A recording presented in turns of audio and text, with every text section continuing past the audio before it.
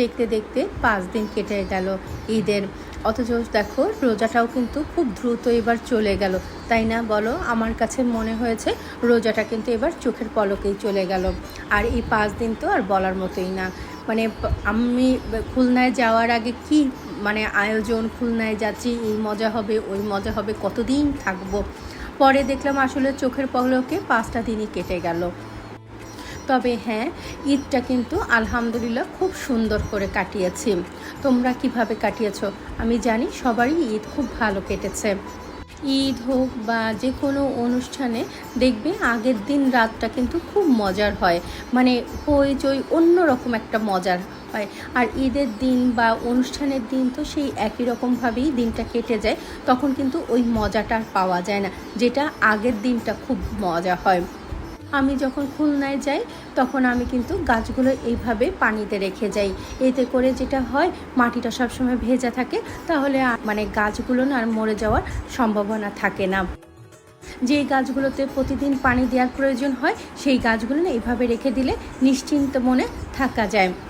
খুলনা যেহেতু আমার জন্মস্থান এবং আমার শ্বশুর বাড়ি বাপের বাড়ি দুটোই খুলনা শহরে, যার জন্য আমার না খুলনায় ঈদ করা অন্যরকম একটা ভালো লাগা কাজ করে। এখন আমার বাবা মা নেই, তারপরও শ্বশুরবাড়িতে যাই যখন, তখন মনে হয় না আমি শ্বশুরবাড়িতেই ঈদ করছি, মনে হয় সবসময় আমি বাবার বাড়িতেই ঈদ করছি। খুলনার রাস্তাতে ঢুকতে গেলেই না তখন ছোটোবেলার কত স্মৃতি, কত কথা মনে পড়ে যায়। আমি প্রতিবারই খুলনায় গেলেই আমার বাবার বাড়িতে একবার হলেও যাই। আমার বাবার বাড়িতে যদিও কেউ থাকে না, কিন্তু তারপরও বাসাটা দেখতে যাই। ওখানে অনেক স্মৃতির কথা মনে পড়ে যায়। যে রাস্তা দিয়ে আমি যাই সেই রাস্তা দিয়ে আমি তখন কিন্তু রিকশায় উঠি না, সব সময় হেঁটে হেঁটে আমি হাঁটি এবং আমার হাজব্যান্ডের সাথে অনেক ছোটোবেলার স্মৃতি কথাগুলো বলতে বলতে যাই।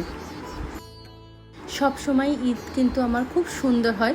তবে বলবো এইবারে 26 সালের ঈদটা যেন বেস্ট ঈদ হয়েছে, বিশেষ করে আগের দিন রাতে আতশবাজি ফুটানো, ঘর সাজানো, সে অন্যরকম মজা।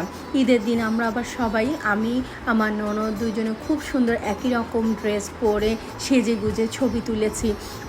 অন্যরকম মজা হয়েছে। অন্যবারেও হয়, তবে এবারে যেন একটু বেশি মজা হয়েছে। যাই হোক, ঈদ কাটিয়ে বাসায় তো চলে আসতেই হবে, কারণ আমার বড় ছেলের সামনে বোর্ড পরীক্ষা, আবার ছোট ছেলেও ফাইনাল এক্সাম, সেই জন্যে তাড়াতাড়ি করে চলে আসলাম। এখনও আমার হেল্পিং হ্যান্ড এসে পৌঁছায়নি, সেই জন্য সব কাজগুলো নিজের হাতে করতে হচ্ছে। যাই হোক, আজকে দুপুরে ভেবেছিলাম একটু খিচুড়ি রান্না করব, কিন্তু সে আর খিচুড়ি রান্না করা হলো না। মুরগির মাংস একটু ঝাল ঝাল করে রান্না করেছি, আর সেই সাথে বেলে মাছ রান্না করেছি পেঁয়াজের উপরে। এক এক অঞ্চলে এক এক রকম করে বেলে মাছ রান্না করে, তবে খুলনা অঞ্চলে এইভাবে কিন্তু বেলে মাছ রান্না করে। এইভাবে মাছ রান্না করলে কিন্তু খেতে অনেক মজার হয়। আজকে এতটুকুই।